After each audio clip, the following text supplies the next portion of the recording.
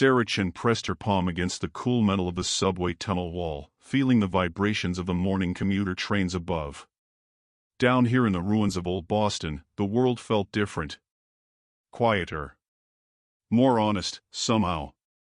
Unit 7742, status report. She spoke into her wrist communicator, watching as a tall, blue-skinned figure emerged from the shadows ahead. The Zephyrian approached with the characteristic shuffle of his kind, a gait that had once struck terror into human hearts, but now seemed almost pitiful. His large, dark eyes reflected the light from Sarah's headlamp as he stopped 3 feet away, exactly as programmed.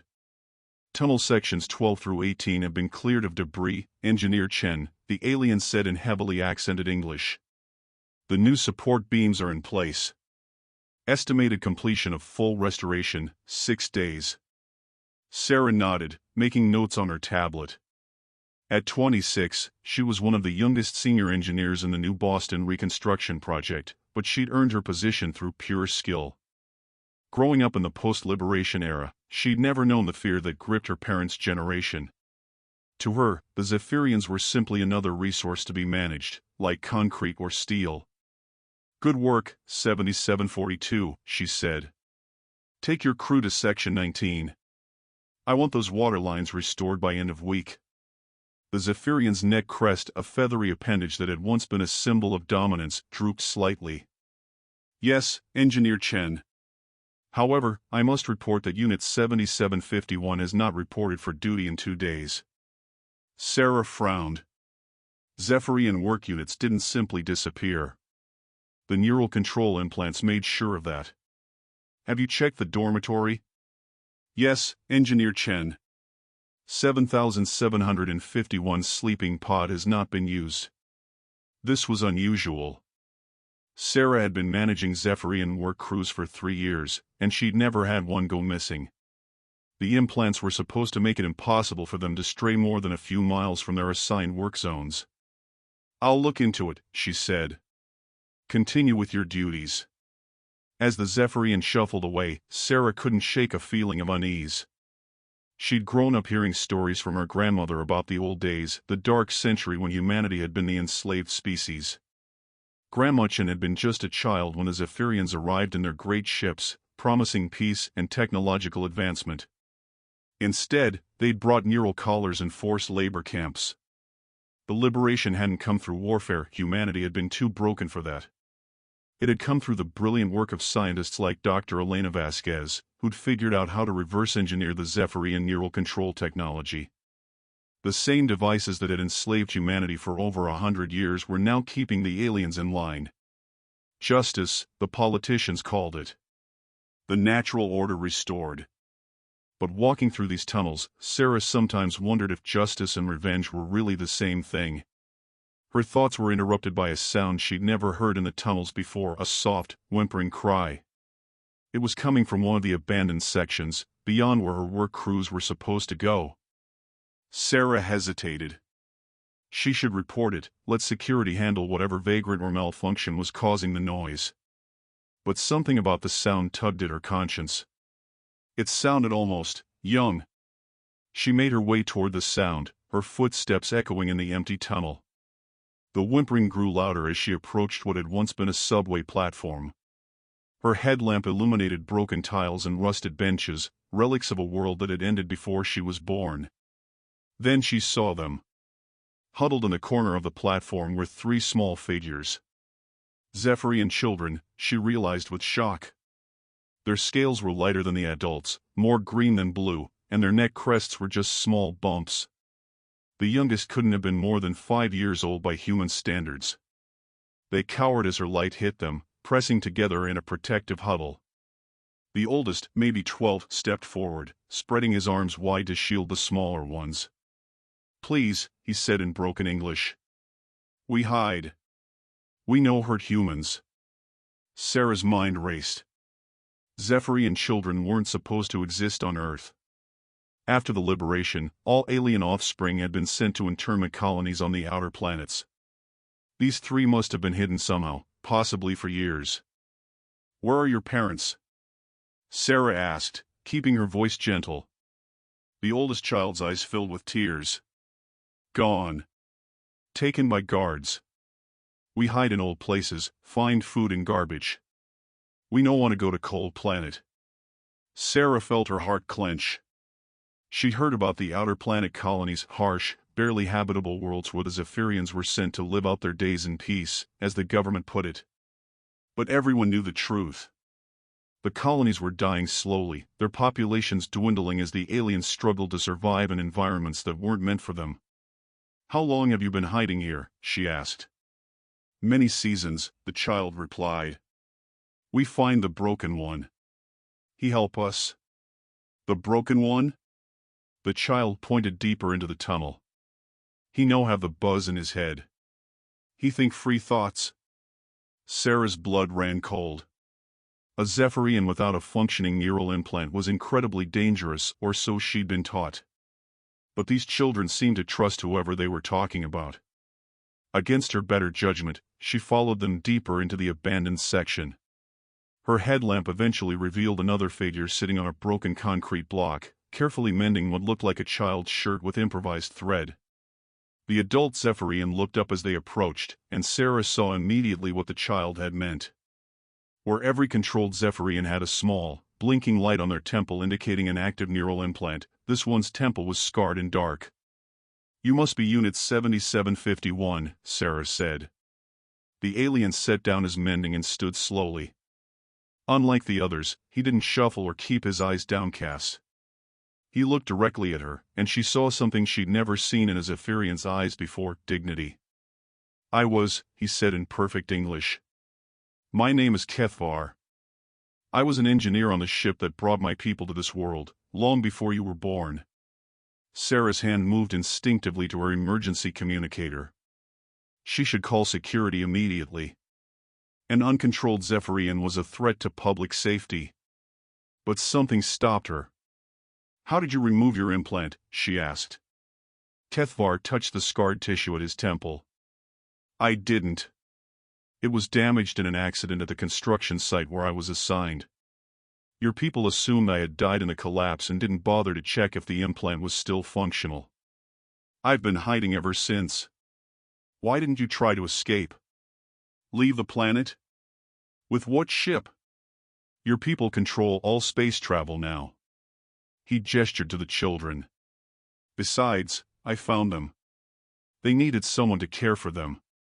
Sarah looked at the three young Zephyrians, who were watching the conversation with wide, frightened eyes.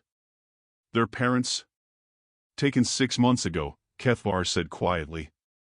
"The authorities discovered their hiding place in the old subway maintenance tunnels. The parents were sent to Kepler 442b. The children." He shrugged. "I suppose no one bothered to look for them.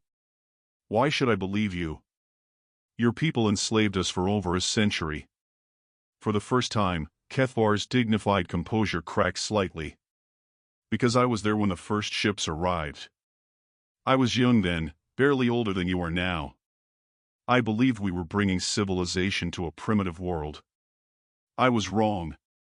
He sat back down on the concrete block, suddenly looking very tired. "Do you know what the worst part was? We told ourselves we were helping you. We saw your wars, your pollution, your inequality, and we decided you needed guidance. We never asked if you wanted it." Sarah felt something shift inside her chest.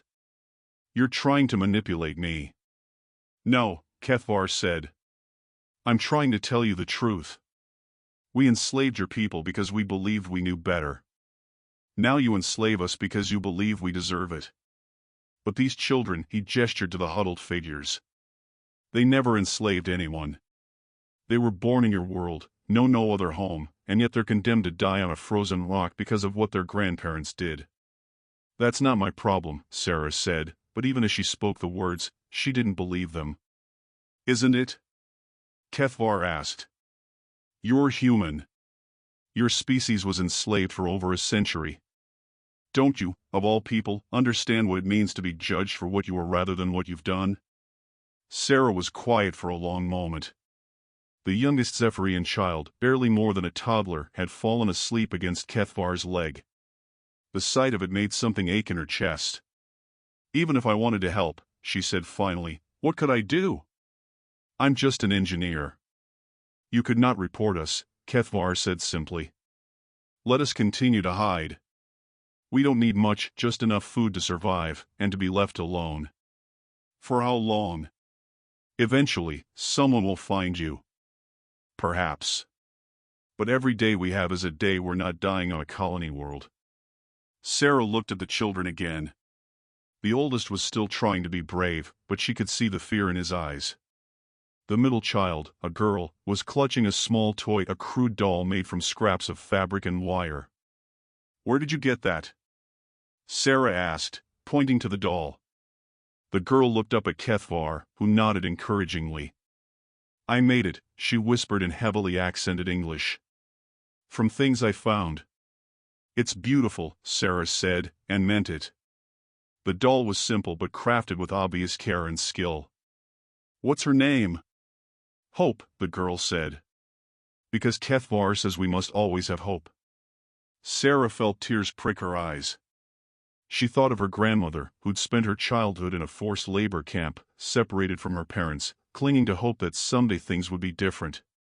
The irony wasn't lost on her. Here she was, the descendant of slaves, with the power to decide whether these children would live or die. I need time to think, she said. Kethvar nodded. We understand. But please, if you decide to report us, give us warning. Let us say goodbye to each other properly. Sarah nodded and turned to leave, her mind churning. As she walked back through the tunnels, she thought about the stories her grandmother had told her. Stories of humans who'd risked everything to help fellow prisoners escape. Stories of small acts of kindness that had kept hope alive in the darkest times. But she also thought about the classes she'd taken in school, the documentaries she'd watched, the memorials she'd visited. The Zephyrians had been portrayed as monsters, barely better than animals. She'd been taught that showing them mercy was a betrayal of human suffering.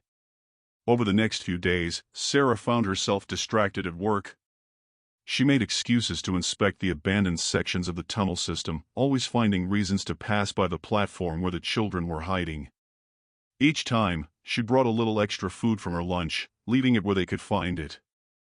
The children were clearly starving, surviving on scraps and whatever Kethvar could find in the garbage. The youngest was developing a cough that sounded dangerously close to pneumonia. They needed medical attention, warm clothes, proper nutrition. They needed help that Sarah couldn't provide without exposing them. On the fourth day, she made a decision that would change everything.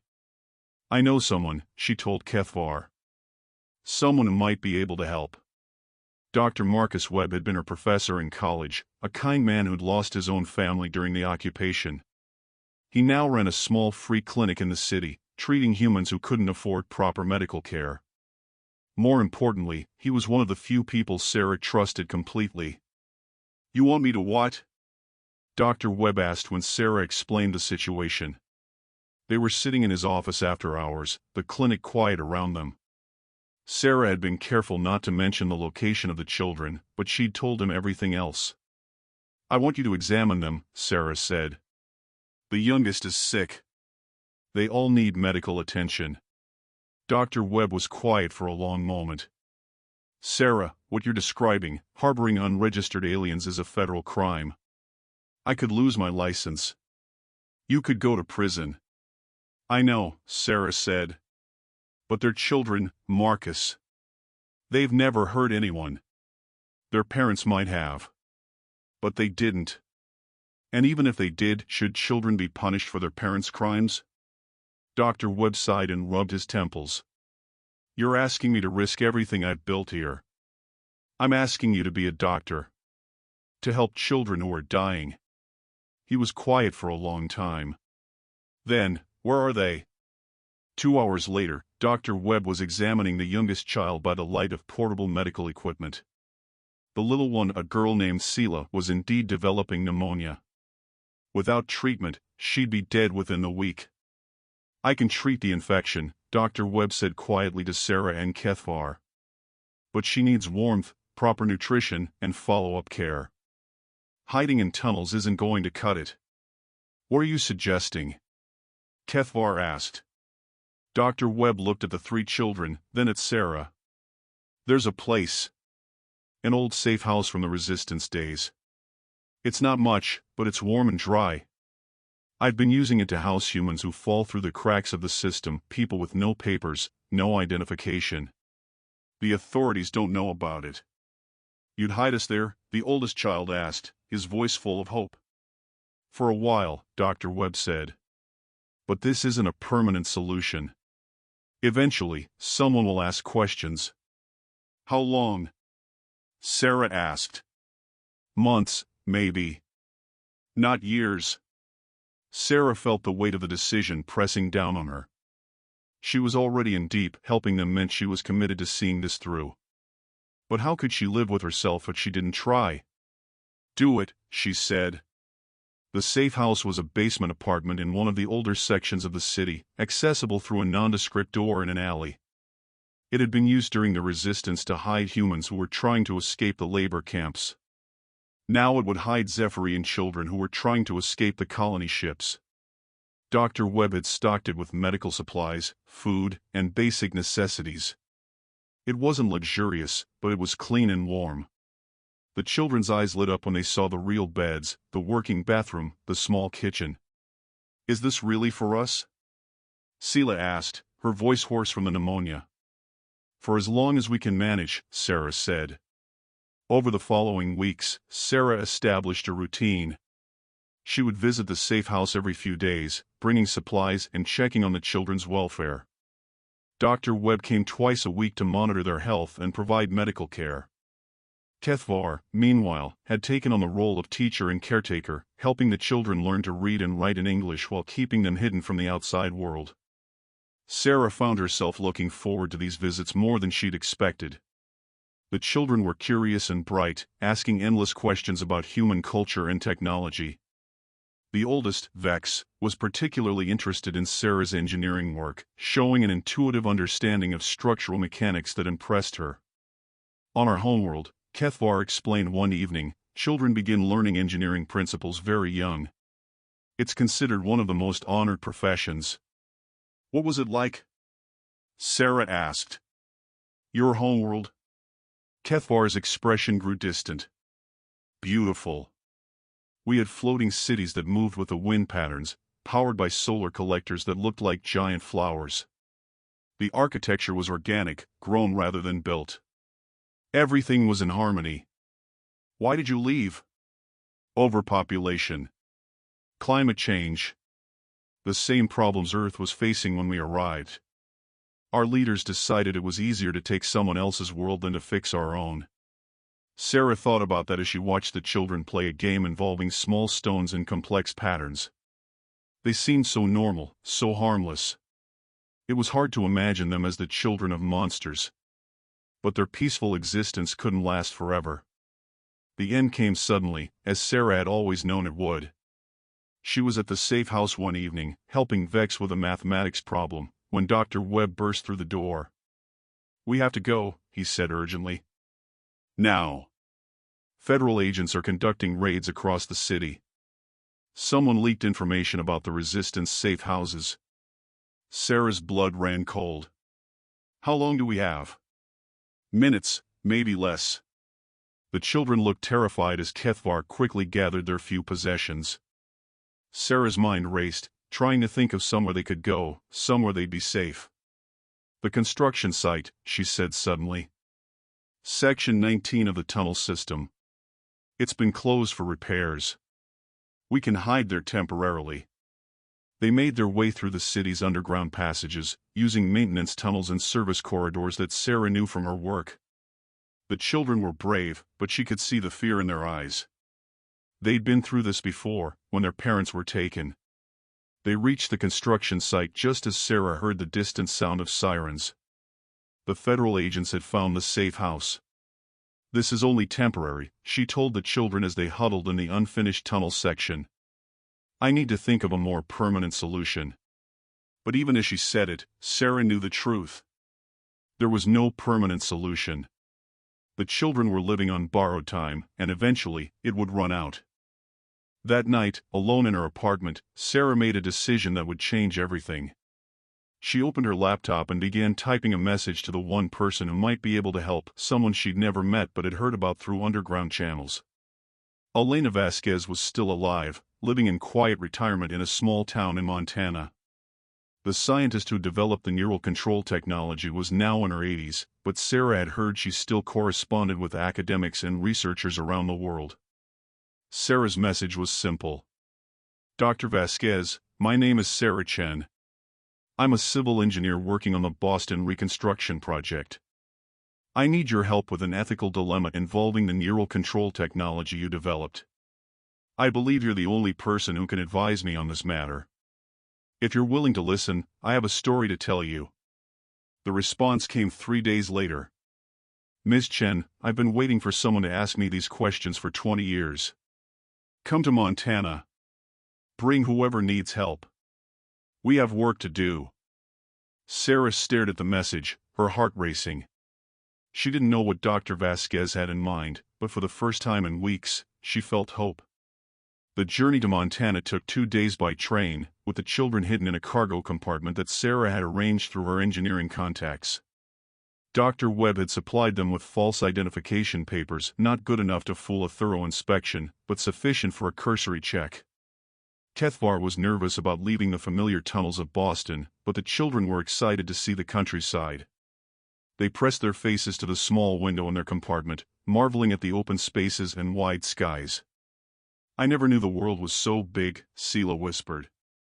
Dr. Vasquez lived in a small house on the outskirts of a town called Whitefish, surrounded by mountains and forests. She was a tiny woman with silver hair and sharp eyes that missed nothing. When Sarah introduced the children, she knelt down to their level and spoke to them in their own language. The children's eyes widened in surprise. You speak Zephyrian? Vex asked. I learned it years ago, Dr. Vasquez said in English. I thought it was important to understand the people I was working with. That evening, after the children had gone to sleep in the guest room, Dr. Vasquez, Sarah, and Kethvar sat around the kitchen table. The old scientist poured tea and looked at each of them in turn. I've spent the last 20 years trying to undo what I did, she said quietly. The neural control technology was supposed to be temporary, a way to prevent violent resistance while we figured out a peaceful solution. I never intended for it to become permanent. But it works, Sarah said. It keeps the Zephyrians under control. It makes them slaves, Dr. Vasquez corrected. Just as they made us slaves. We've simply reversed the roles without addressing the underlying problem. Which is? Sarah asked. Fear. Hatred. The belief that there can only be one dominant species on this planet. Kethvar leaned forward. What are you proposing? Dr. Vasquez smiled. I'm proposing we prove that wrong. I've been working on something for the past 2 decades, a modified version of the neural implant technology that doesn't control behavior but enables true communication. A way for humans and Zephyrians to share thoughts and emotions directly. Sarah felt her heart skip. You mean telepathy? Not exactly. More like empathy amplification. The ability to truly understand what another person is feeling, regardless of species. I believe it's the key to ending this cycle of oppression. You want to test it on us, Kethvar said. I want to offer you a choice, Dr. Vasquez corrected. The children are going to be found eventually. When they are, they'll be sent to the colony worlds to die. But if we can demonstrate that peaceful coexistence is possible, if we can show the world that humans and Zephyrians can work together as equals, then maybe we can change the system from within. It's dangerous, Sarah said. If the government finds out what you're doing, they'll shut it down, Dr. Vasquez agreed. But if we succeed, we could change everything.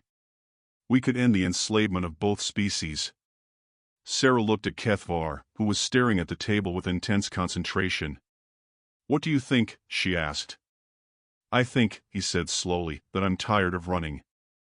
And I think these children deserve a chance to grow up in a world where they're not judged by their species. Then we do it, Sarah said. The procedure took place the next morning in Dr. Vasquez's home laboratory. The empathy amplifier was a small device, much less invasive than the neural control implants. Sarah went first, feeling only a slight tingling as the device was implanted behind her ear. The effect was immediate and overwhelming. She could feel Kethvar's emotions as clearly as her own, his fear for the children, his hope for the future, his deep regret for his people's past actions. But she could also feel his strength, his determination, his genuine care for the young ones he'd been protecting. When Kethvar received his implant, tears came to his eyes as he experienced Sarah's emotions. Her compassion, her guilt about her species' actions, her fierce determination to protect the innocent. "I understand now," he whispered. "We're not so different." "No," Sarah agreed. "We're not." The real test came when they returned to Boston. Sarah had arranged for new identities for the family. Kethvar would be listed as a controlled Zephyrian worker, while the children would be classified as supervised juveniles under Sarah's sponsorship. It was a legal gray area, but it would buy them time. Dr. Webb had agreed to help, providing medical records that supported their new identities. The children were enrolled in a small private school that Dr. Vasquez had helped establish, a place where human and Zephyrian children could learn together. The real change, however, came in Sarah's work. With the empathy amplifier allowing her to understand the Zephyrian workers' experiences, she began to see the reconstruction project differently. She started advocating for better working conditions, fair wages, and treatment that recognized the aliens' intelligence and skills. At first, her supervisors were skeptical. "They're just work units, Chen," her boss told her. "Don't get too attached." But Sarah's results spoke for themselves. The work crews under her supervision were more productive, more creative, and more reliable than any others in the project. When other engineers asked for her secret, she simply said she treated the workers with respect. Word of her methods spread. Dr. Vasquez began quietly recruiting other humans and Zephyrians for the Empathy Amplifier program. Slowly, carefully, they built a network of individuals who could truly understand each other across species lines. The children, meanwhile, thrived in their new environment. Vex excelled in engineering classes, while Sela showed remarkable artistic talent. The youngest, Kem, was popular with both human and Zephyrian classmates, his cheerful personality bridging cultural divides. For 2 years, everything seemed to be working. The underground network grew, peaceful coexistence appeared possible, and the children were happy and healthy. Then the government discovered what they were doing. The raid came at dawn on a Tuesday morning. Federal agents surrounded the school, Sarah's apartment, and Dr. Webb's clinic simultaneously. Sarah was arrested at her construction site, charged with terrorism, sedition, and harboring illegal aliens. The children were taken to a detention facility pending deportation to the colony worlds. Kethvar was scheduled for immediate execution, his neural implant having been identified as non-functional. But Sarah had learned something during her time with the empathy amplifier. She'd learned that real change required courage, and that some causes were worth sacrificing everything for. Her trial became a media sensation. Instead of denying the charges, Sarah used the courtroom as a platform to tell her story.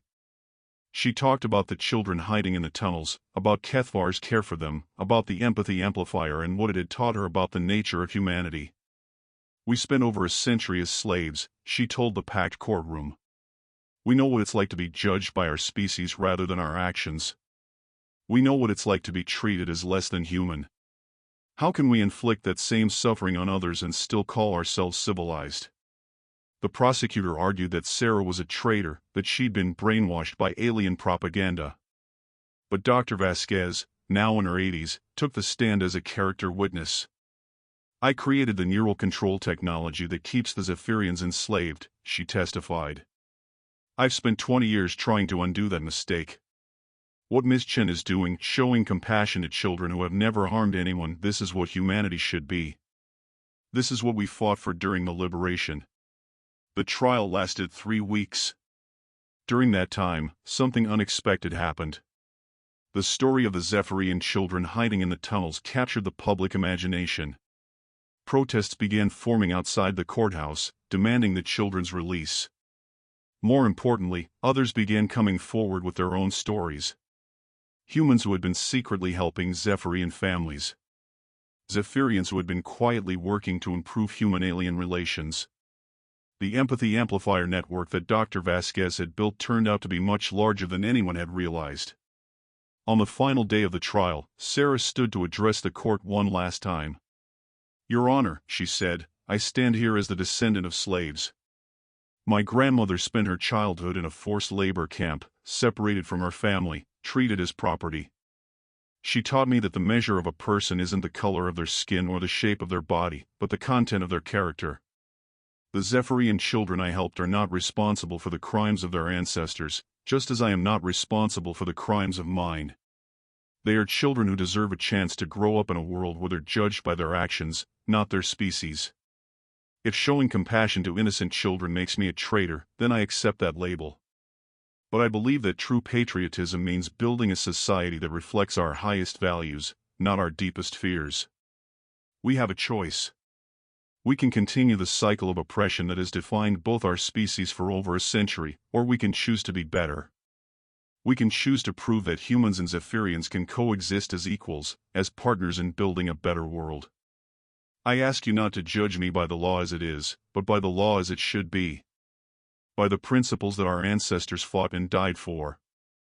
By the belief that all sentient beings deserve to be treated with dignity and respect." The jury deliberated for 4 hours. When they returned, the foreman stood and delivered a verdict that would echo through history. "We find the defendant not guilty on all charges." The courtroom erupted in cheers. Sarah felt tears streaming down her face as she realized what this meant. The children would be freed. The empathy amplifier program could continue. The work of building a better world could go on. But the real victory came 6 months later, when the first integrated community was established in a small town in Oregon. Humans and Zephyrians lived side by side, working together, their children playing together, their families intermarrying. The neural control implants were gradually phased out, replaced by voluntary empathy amplifiers that allowed true understanding between species. The colony worlds were converted into research stations, where humans and Zephyrians worked together to terraform new worlds for voluntary settlement. Sarah became the first director of interspecies relations, a new government position created to manage the integration process. Kethvar served as her deputy, his engineering expertise proving invaluable in designing the new integrated communities. The children, now teenagers, became symbols of hope for the future. Vex went on to study engineering at the integrated university, while Sela became a renowned artist whose work celebrated the beauty of interspecies cooperation. Kem, the youngest, grew up to become a teacher, helping other children navigate the challenges of growing up in a multi-species world. Dr. Vasquez lived to see the establishment of the first integrated city, where humans and Zephyrians worked together as equals. She died peacefully at the age of 92, surrounded by both human and Zephyrian friends who had been touched by her work. Years later, when Sarah was asked to write her memoirs, she reflected on the journey that had brought her from the tunnels of old Boston to the integrated cities of the New World. "We learned that the cycle of oppression can only be broken by those who choose to break it," she wrote. "We learned that true strength comes not from dominating others, but from lifting them up. We learned that the future belongs not to any single species, but to all of us working together. The Zephyrians enslaved our species for over a century. We enslaved theirs in return. But slavery was never the answer. The answer was understanding. The answer was compassion. The answer was the recognition that we are all, regardless of species, part of the same universal family. Today, human and Zephyrian children play together in the same parks, learn together in the same schools, and dream together of the same bright future. They will never know the fear and hatred that defined our past. They will only know the hope and cooperation that define our present. This is the world we chose to build. This is the future we chose to create. And this is the legacy we leave to all who come after us, that love is stronger than fear, that understanding is more powerful than hatred, and that the greatest victory is not in conquering others, but in learning to live together in peace." The story of Sarah Chen and the Zephyrian children became legend, passed down through generations as a reminder of what was possible when people chose courage over fear, compassion over hatred, and hope over despair. In the end, the species that had once enslaved humanity did indeed serve them, but not as slaves. They served as partners, as friends, as family. They serve the cause of building a better world for all sentient beings. And in that service, both species found not just peace, but purpose. Not just survival, but meaning. Not just coexistence, but unity. The future belonged to all of them, together. 25 years after the trial that changed everything, Zylaxians stood at the observation deck of New Terra Station, watching as the latest generation of humans and Zephyrians worked together to construct humanity's first interstellar colony ship. The vessel, named Unity, would carry both species to a distant star system where they would build their first truly shared world. At 71, Sarah's hair had turned silver, but her eyes still held the same determined spark that had driven her to help 3 frightened children in a subway tunnel decades ago. Beside her stood Vex, now the chief architect of the Unity Project, his own children, half-human, half-Zephyrian hybrids made possible by genetic compatibility research, playing at their feet. Grandmother Sarah called out Zara, Vex's youngest daughter, her scales shimmering with an iridescent quality that was uniquely beautiful. "Tell us the story again. About the tunnel children." Sarah smiled, gathering the mixed group of human and Zephyrian youngsters around her. This was her favorite part of visiting the station, sharing the history that these children would never fully comprehend because they'd never known a world divided by species hatred. Long ago, Sarah began, the world was a much darker place. Humans and Zephyrians were enemies, each believing they were superior to the other. As she spoke, she noticed Kethvar approaching with his own grandchildren. Now in his 90s by human standards, he moved more slowly but with the same dignity that had impressed her all those years ago. His great-grandchildren were part of the first generation born on the integrated worlds, children who spoke both languages fluently and considered species differences as natural as hair color. The neural implants, Sarah continues, were supposed to bring peace through control. But we learned that true peace could only come through understanding. Young Marcus, Dr. Webb's great-nephew, raised his hand. "But how did you know it would work? The empathy amplifiers?" Sarah exchanged a look with Kethvar. Even now, the memory of that first moment of true understanding, feeling another being's emotions as clearly as her own, remained profound. "We didn't know," she admitted. "We had faith. Faith that underneath our different appearances, we shared the same hopes, the same fears, the same capacity for love." An alert chimed throughout the station. Sarah looked up to see Captain Elena Rodriguez, named after Dr. Vasquez, approaching with a data pad. "The final integration tests are complete," Elena announced. "The Unity is ready for its maiden voyage. Both human and Zephyrian families have been selected for the colony mission." Sarah felt a surge of pride mixed with bittersweetness. This moment represented everything she'd worked toward, but it also marked the end of an era. The young people heading to the stars would carry forward the lessons learned, but they would also face new challenges in building a truly integrated society on an alien world. "There's something else," Elena continued.